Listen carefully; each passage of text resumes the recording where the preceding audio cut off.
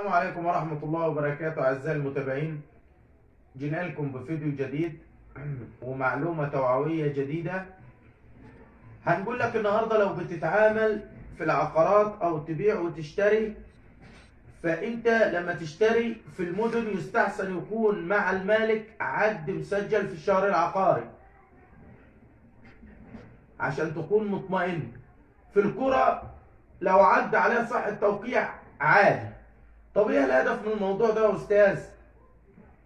اصلا النهارده رحت اشتريت منك زرعه ودفعت لك عربون وانت كتبت لي عقد، ما اخدش انا العقد ده واروح بايع لواحد تاني تكون فلوسه حاضره واخد الفلوس واهرب منكم انتوا الاثنين وبعد كده انتوا نازعوا مع بعض.